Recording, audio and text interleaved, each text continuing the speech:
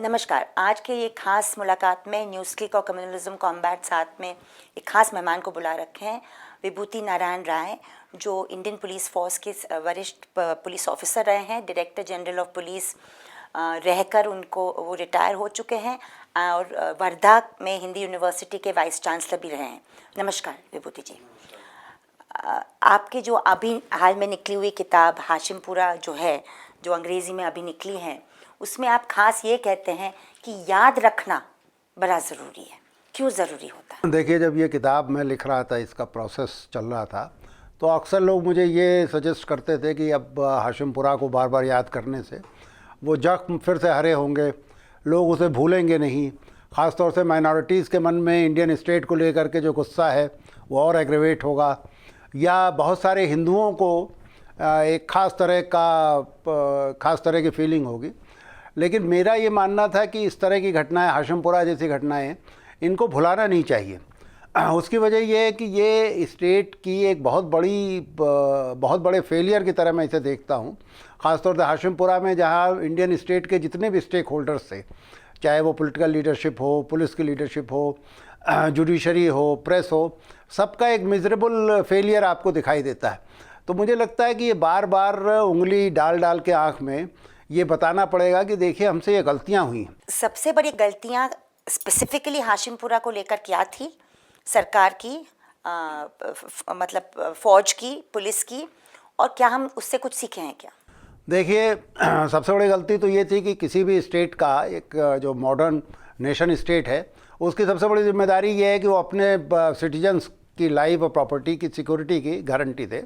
और ख़ास तौर से एक स्टेट जो अपने को सेकुलर स्टेट कहता है, उसके लिए तो ये और भी ज़रूरी है कि जितने भी उसके नागरिक हैं, वो किसी भी धर्म को मानने वाले हैं, किसी भी जाति को मानने वाले हैं, किसी भी जेंडर के हों, उनको बराबरी का हक मिलना चाहिए। उनको ये एहसास होना चाहिए कि स्टेक होल्डर वो भी हैं स्टेट में। दुर्भाग्य से हाशिमपुरा में ऐसा नहीं हुआ।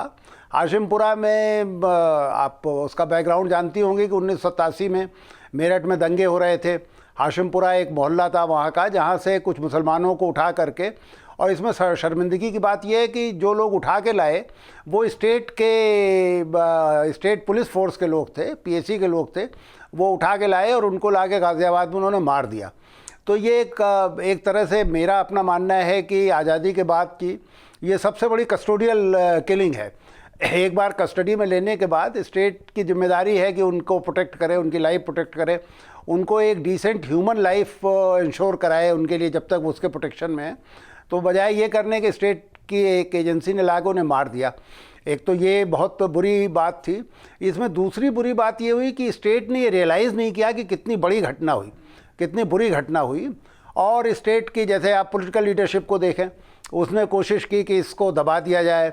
सीआईडी जिसे इन्वेस्टिगेशन का काम दिया गया, उसने इतनी शॉडी, इतनी ख़राब, इतनी स्लॉपी इसका इन्वेस्टिगेशन किया कि बजाय एक्यूज़्ड को उनका जो दोष था पिन पॉइंट करके, उसका एविडेंस इकट्ठा करके कोर्ट के सामने रखने के, वो लगातार ऐसा करते रहे जिससे कि एक्यूज़्ड उसमें बचें, अदालतों के मन में डाउट्स क्रिएट हों कि जिन लोगों को चार्जशीट किया गया है वही एक्यूज़्ड हैं कि नहीं। प्रेस की भूमिका बहुत ख़राब रही। जो हिंदी के 2 लीडिंग अखबार थे जो मेरठ से छप रहे थे, दोनों ने रिपोर्टिंग एक तरफा की, दोनों की रिपोर्टिंग बायस थी। दोनों ऐसा लगता था जैसे वो कोई हिंदू माउथ पीस हैं। तो आप, दिल्ली बगल में था। आप ये सोचिए कि मैंने इस किताब में इसको डिटेल में हाईलाइट किया है कि एक हफ्ते तक दिल्ली में किसी को पता ही नहीं चला। दिल्ली के बॉर्डर पर डेड बॉडीज़ बह के आई थी नहर से, नोएडा और मयूर विहार के बीच में, और दिल्ली में किसी अखबार में एक लाइन नहीं छपी। तो प्रेस की भी बहुत गैर जिम्मेदारी और विफलता इससे झलकती है। जुडिशरी का रोल ऐसा रहा कि ये 27-28 साल तक मुकदमा चलता रहा, और एक अदालत से दूसरी अदालत, और बाद में सुप्रीम कोर्ट के हस्तक्षेप के बाद ये संभव हो सका कि थोड़ा तेज़ हुई इसकी सुनवाई, लेकिन वो भी बहुत तेज़ नहीं हो पाई, और अंत में सब छूट गए। तो ये एक तरह से सारी एजेंसीज, आर्मी ने जो रोल आर्मी का अदा हुआ वो कभी इन्वेस्टिगेट ही नहीं किया गया, और आर्मी ने वो सारे काम किए जो आर्मी से एक्सपेक्ट नहीं किए जाते थे। आपने जो बातें हाशिमपुरा को लेकर रखी अभी, तो हमने देखा है कि चाहे हमारे जब कौमी दंगे हुए हैं, सांप्रदायिक दंगे हुए हैं 1961 से लेकर अभी तक, कमीशन ऑफ इंक्वायरी बैठाई जाती है, फाइंडिंग्स आते हैं, मगर हमारे देश में इंस्टीट्यूशनल मेमोरी है ही नहीं।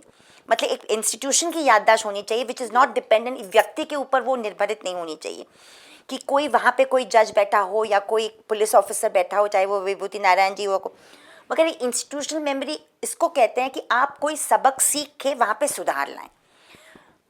वो बात को लेकर मैं आपसे पूछना चाहती हूँ कि 1995 में मैं जब आपसे पहली बार मुलाकात हुई थी नेशनल पुलिस एकेडमी में, तो आपका रिसर्च चल रहा था perceptions of the minorities about the Indian police force. तो ये जब तक इंस्टीट्यूशनल मेमोरी हमारी नहीं सुधरेगी तब तक ये परसेप्शन जो माइनॉरिटीज़ में पुलिस को लेकर है, और पुलिस में जो ज़्यादातर अभी भी बढ़ता जा रहा है कि एक तरह का मेजॉरिटेरियन सेंटिमेंट, एक तरह का कम्युनल सेंटिमेंट, वो रियलाइजेशन और एक्सेप्टेंस कब आएगा? देखिए, आपने बहुत सही कहा कि हमारे यहाँ कोई इनबिल्ट मैकेनिज्म नहीं है। 1961 के जिस जबलपुर राइट की आप बात कर रही हैं उससे ले करके और 2002 के गुजरात से होते हुए आज तक बहुत सारे कमीशन बैठे, जुडिशल कमीशंस थे, मैजिस्ट्रियल जांचें थीं, बहुत सारे कमीशन बैठे, और इनमें से बहुत से कमीशंस ने रिस्पॉन्सिबिलिटीज़ फिक्स की, पिन पॉइंट की कि इन ऑर्गेनाइजेशंस का, इन ऑफिसर्स का, इन इंस्टीट्यूशंस का इसमें रोल है। ऐसा भी नहीं है कि सारे कमीशंस वेग रहे, जिस तरह भी एक मुजफ्फरनगर वाला कमीशन था, है ना, तो इस तरह के कमीशन नहीं थे। कमीशन सचमुच पिन पॉइंट कर रहे थे, लेकिन इसके बाद भी हमारे यहाँ कोई ऐसा सिस्टम नहीं था जो एक इनबिल्ट सिस्टम हो जिसमें कि दोषियों को सज़ा दी जाए। देखिए, नेशनल इंटीग्रेशन काउंसिल की बैठक हुई श्रीनगर में, मुझे लगता है कि ये 1966 या 67 में, जब उन्होंने ये पहली बार एक इम्पॉर्टेंट रूलिंग दी कि जब भी कहीं राइट हो तो डिस्ट्रिक्ट मजिस्ट्रेट और सुप्रीम पुलिस जो उस डिस्ट्रिक्ट के हैं उनको पर्सनली अकाउंटेबल माना जाए और उनको सज़ा दी जाए। लेकिन मैं जब अपना जिस स्टडी की आप बात कर रही हैं 95 में मैं NPA के एक फेलोशिप पे काम कर रहा था, तो मैं यही तलाशता रहा कि मैंने 10 मेजर राइट्स चुने थे जबलपुर से लेकर के और आज तक के। मैं ये तलाशता रहा कि भाई ऐसे कितने राइट्स हुए जिसमें सीनियर ऑफिसर्स को सज़ा मिली हो, जिसमें जो सचमुच जिनके पार्ट पर लैप्स हुआ है उनको सज़ा मिली। तो मुझे ये कहने में बड़ी शर्मिंदगी महसूस हो रही है और दुख हो रहा है कि मुझे एक भी केस ऐसा नहीं मिला। 84 का दिल्ली का आप सिख पोग्रोम देख लीजिए, 2002 के गुजरात के राइट्स देख लीजिए। 84 में तो मैंने देखा कि पुलिस ऑफिसर्स जिस रैंक पर भर्ती हुए थे और जहाँ तक वो नॉर्मली अपना प्रमोशन उनको मिल सकता था, वो सब के सब वहाँ तक प्रमोट हुए और उसके बाद रिटायर होकर घर चले गए। हाशिमपुरा, मलियाना, बम्बई 92, इस तरह तमाम केसेस, मतलब अगर आप गिनाने लगेंगे तो बहुत से केसेस। श्री कृष्णा कमीशन ने इतने लोगों को इंडिक्ट किया, लेकिन वो कभी भी आप ये नहीं पाएंगे कि सचमुच उन्हें सज़ा मिली। जब ये कम्युनल वायलेंस को लेकर के UPA 1 और UPA 2 में एक एक्सरसाइज चल रही थी और एक बिल बनने की बात थी, जाहिर है वो बिल ना बना, ना आपको उम्मीद है। उसमें जब जब मुझे किसी भी इंटरेक्शन में शरीक होने का मौका मिला, मैं इसी पर जोर देता रहा कि हमारे अंदर कुछ इनबिल्ट सिस्टम होना चाहिए कि अगर आप गलती करते हैं तो आपको सज़ा मिलेगी। अभी सज़ा जो पॉलिटिकल एक्सपीडियंस से है, चीफ मिनिस्टर खुश है तो आप इनाम देता रहेगा, चीफ मिनिस्टर नाराज़ है आपको सज़ा दे देगा। अदालतें किसी को किसी मामले में 10 लाख का कंपनसेशन दे देंगी, किसी में 50 लाख का कंपनसेशन दे देंगी, किसी में कुछ नहीं देंगी। तो ये कोई इंस्टीट्यूशनलाइज्ड अरेंजमेंट नहीं। आपने बहुत सही कहा कि हमारी एक इंस्टीट्यूशनल मेमोरी होनी चाहिए जो ये इंश्योर करे कि भाई अगर आप गलती करेंगे तो आपको सज़ा मिलेगी। आपने 2 बात की जिक्र की जिसके ऊपर मैं थोड़ा सा वापस दोहराना चाहती हूँ कि आपने prevention of communal violence bill और कॉम्पनसेशन की बात की, जो UPA 1 के कॉमन मिनिमम प्रोग्राम, जब लेफ्ट सरकारें भी साथ में थी UPA 1 में, ये उन्होंने प्रॉमिस किया था, क्योंकि गुजरात के बाद ये सरकार बनी थी 2004 में, तो उन्होंने प्रॉमिस किया था जनता को, देश के आवाम को, कि हम ऐसा कानून लाएंगे जो एक तरह की सुरक्षता को इंस्टीट्यूशनलाइज करने में काम रहे। कई ग्रुप्स ने काम किया, हमने भी थोड़ा बहुत किया, आप भी उसमें शरीक थे। हमने ये देखा कि सबसे ज़्यादा रेजिस्टेंस वो एक्सरसाइज में ब्यूरोक्रेसी और पुलिस का था। और क्योंकि वो जिस बात जो आपने 67 की बात की कि नेशनल इंटीग्रेशन काउंसिल का एक फाइंडिंग था कि hold the DM and SP responsible, कि उनको जिम्मेदार आप ठहराओ अगर कमांड रिस्पॉन्सिबिलिटी के मामले में, कि इफ़ आपका वो फेमस एक लाइन था कि अगर दंगा 24 घंटे से आगे चलता है तो the state must be held responsible. मगर सबसे ज़्यादा रेजिस्टेंस वहाँ पे ब्यूरोक्रेसी और पुलिस का है। यहाँ तक हमने देखा कि 2002 के बाद कई बड़े बड़े आईएएस और आईपीएस ऑफिसर जो गुजरात से थोड़े से गर्मा गर्मी की वजह से उनको यूपीए सरकार ने दिल्ली में उनको श्रेय दिया, मतलब अच्छे अच्छे पोजीशन में अक्रॉस पार्टीज उनका एडजस्टमेंट हो गया, क्योंकि ब्यूरोक्रेसी का एक अलग ही मोशन होता है, अलग बैचमेट्स होते हैं अलग ही। तो how does this accountability and transparency आप कैसे एस्टेब्लिश कर पाओगे जब ब्यूरोक्रेसी हावी है? देखिए, ब्यूरोक्रेसी तो कभी नहीं चाहे कि उसे अकाउंटेबल बनाए। ये कम्युनल वायलेंस तो बड़ी चीज़ है। ये प्रेजेंट सरकार ने अभी कोशिश की थी कि इनकी अटेंडेंस इंश्योर करने के लिए कोई बायोमेट्रिक वो लगा दिया जाए, और मुझे ये फीडबैक मिला कि वो भी पॉसिबल नहीं हो पा रहा। ब्यूरोक्रेसी पर अगर आप छोड़ देंगे तो ब्यूरोक्रेसी तो कभी नहीं चाहेगी कि वो अकाउंटेबल ठहराई जाए, और उसके 25 रीजंस भी तलाश लेंगे, उसके जस्टिफिकेशन तलाश लेंगे। इसमें तो पॉलिटिकल लीडरशिप को इनिशिएटिव लेना पड़ेगा, और एक मूवमेंट हमें जनता के बीच जाके कहना पड़ेगा कि भाई ये ब्यूरोक्रेट्स जो आपके लाइफ और प्रॉपर्टी के लिए जिम्मेदार हैं, तो अगर लाइफ और प्रॉपर्टी को नुकसान होता है तो उसके लिए भी इन्हीं को जिम्मेदार माना जाना चाहिए। हाशिमपुरा पे आके हम वापस ये कहेंगे, आपने कहा कि it was the single largest custodial killing by the state. थोड़ी सी वो अगर वो इंसिडेंट को आप दोबारा दोहराएं कि उसमें क्या क्या वो मुद्दे थे that made it one of the most gruesome incident, मतलब ताकि आप लोगों को याद दिलाएं। देखिए, मेरा इंडिविजुअल वो नहीं, पूरी दुनिया में माना जाता है कि स्टेट अगर आपको कस्टडी में ले लेता है तो आपकी लाइफ की जिम्मेदारी स्टेट की। यहाँ तक कि POWs के लिए भी तमाम इंटरनेशनल कन्वेंशंस हैं कि अगर आप किसी को गिरफ्तार करते हैं, आप किसी को अपनी कस्टडी में लेते हैं, तो फिर आप ड्यू प्रोसेस ऑफ लॉ से ही उसकी लाइफ ले सकते हैं। आप उसकी लाइफ अपने स्वीट विल पे नहीं ले सकते। हाशिमपुरा में जो बुरी बात थी वो ये थी कि फ़ौज ने तलाशियाँ ली, फ़ौज ने लोगों को खदेड़ के एक जगह इकट्ठा किया, PAC ने उन्हें अपने ट्रक पे बैठाया। जैसे ही PAC ने अपने ट्रक पे बैठाया, वो टेक्निकली स्टेट की कस्टडी में आ गए थे। उसके बाद PAC ने ला के उन्हें मार दिया, और यही नहीं बल्कि उसी दंगे के दौरान एक ग्रुप पहुंचा फतेहपुर सेंट्रल जेल में, फतेहगढ़ सेंट्रल जेल में, और वहां कैदियों ने और जेल के स्टाफ ने मिलकर उन्हें मार दिया।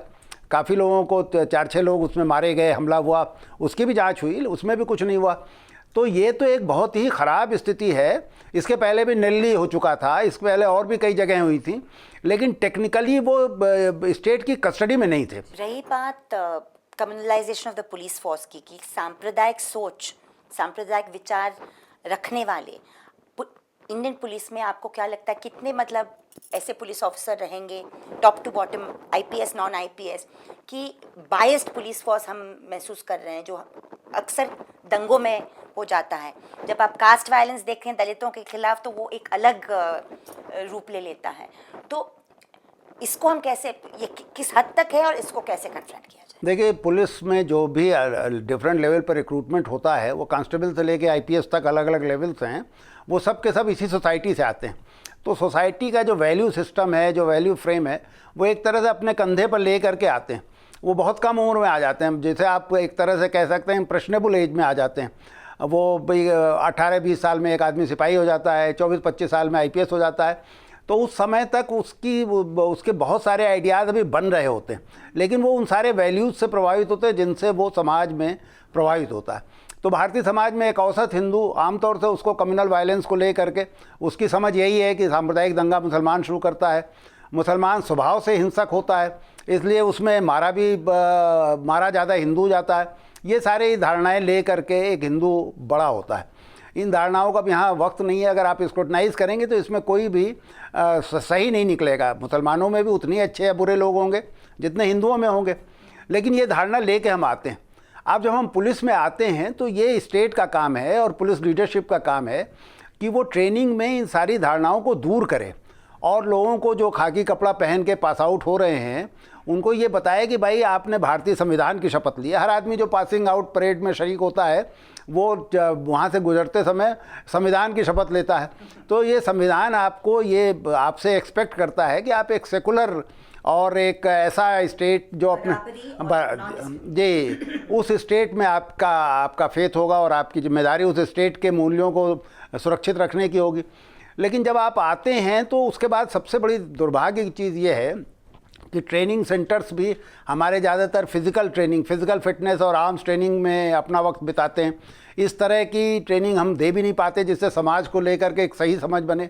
दूसरे, ट्रेनिंग में आने के बाद जब वो 35-40 साल तक आदमी रहता है फोर्स में, तो इसके बहुत कम चांसेस होते हैं जिसमें कि उसको दूसरे ट्रेनिंग इंटरवेंशन से गुजरना पड़े।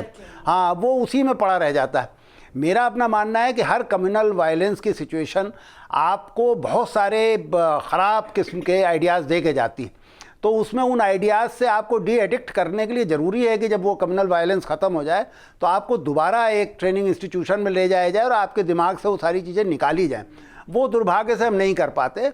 और सबसे बड़ी बात तो ये थी कि जो हमारी शिक्षा का पूरे जो सिस्टम डेवलप हुआ आज़ादी के बाद से, दिल्ली में जो लोग बैठे थे वो सेकुलरिज्म की बात करते थे, लेकिन जो लखनऊ में, पटना में या मुंबई में बैठे थे उनके परसेप्शन दूसरे थे। तो आप देखेंगे कि जो पाठ्य पुस्तकें थी, हमारी जो टेक्स्ट बुक्स हैं, वो ज़्यादातर एंटी वीमेन, एंटी दलित, एंटी माइनॉरिटीज़, इस तरह की कहानियों से भरी हुई हैं, इस तरह के नैरेटिव्स क्रिएट करती हैं।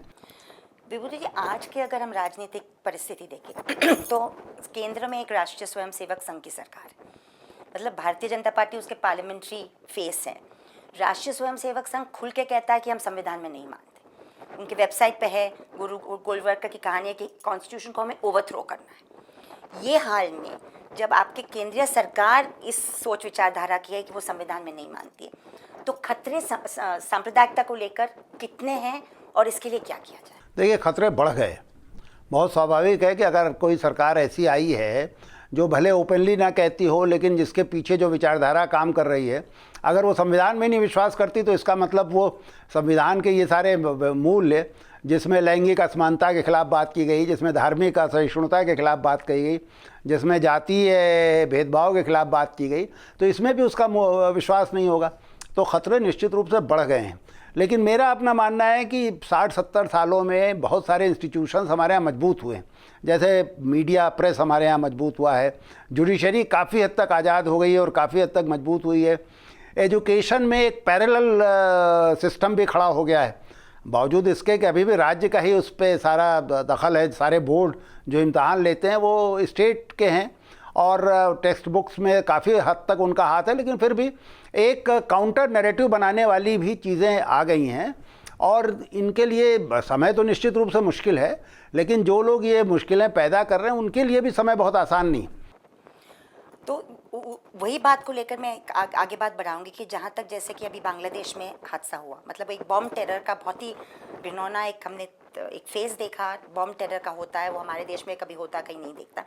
उसी को लेकर आप अगर 2006, 7, 8, 9 को देखेंगे तो एक ऐसे काफ़ी इंसिडेंट्स हुए जिसमें हिंदुत्ववादी ताकतों को एजेंसीज ने कहा पहली बार चाहे वो नांदेड़ हो, मालेगांव हो, अजमेर शरीफ हो, समझौता हो, कि एक ये भी तबका काम कर रहा है जो मतलब हिंदुत्व नेशन स्टेट के बारे में, हिंदू राष्ट्र के बारे में सोचता है, वो भी बम का इस्तेमाल करता है। तो वो लग रहा है ये सरकार के अंदर कि वो अभी सब कोशिशें, जांच वगैरह, उनको अपटर्न करना, ओवरटर्न करने की कोशिशें की जा रही, एक बात।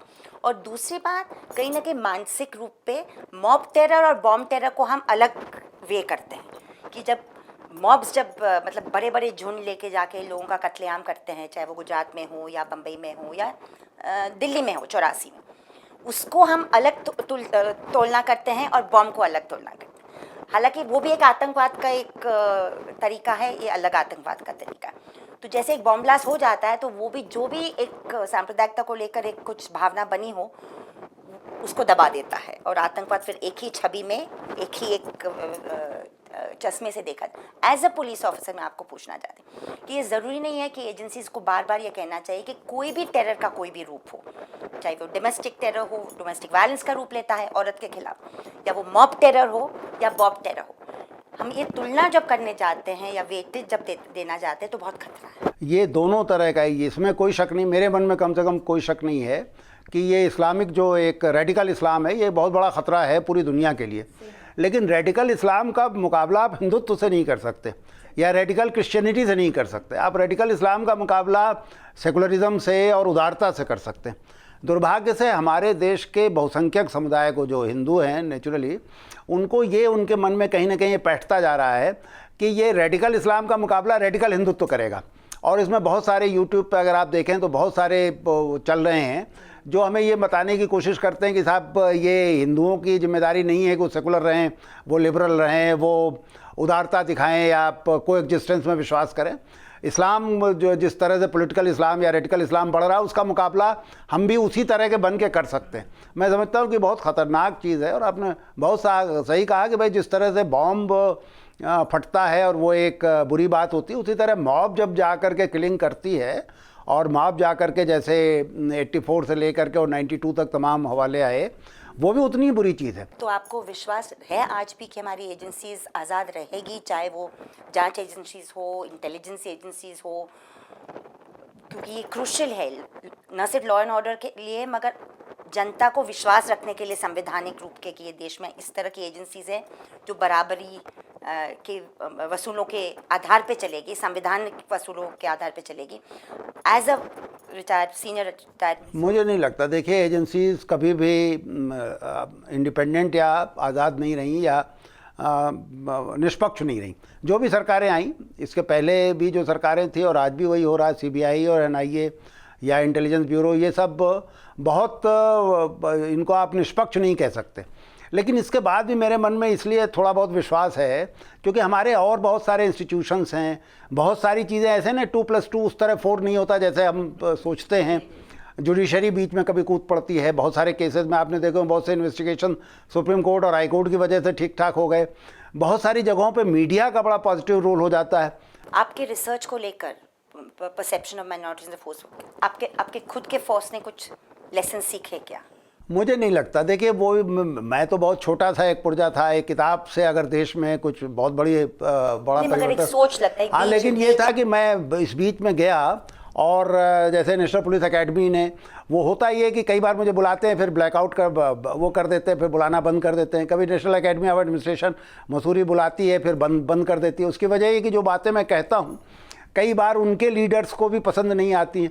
मैं सिपाहियों के बीच में भी जाके बात करता रहा और भी दूसरे ट्रेनिंग इंस्टीट्यूशन में जब मौका मिला गया, तो मैंने ये देखा कि जब उन्हें ये बताया जाए कि भाई देखो हमारा काम क्या है, हमने खाकी कपड़ा पहना, हमने संविधान की शपथ ली, तो हमारा काम तो ये कि हम निष्पक्ष और निर्भीक हो करके जो सड़क पे हम अगर खड़े हैं तो हमारे लिए कोई हिंदू मुसलमान नहीं। हमारे साथ बात करने के लिए बहुत बहुत शुक्रिया।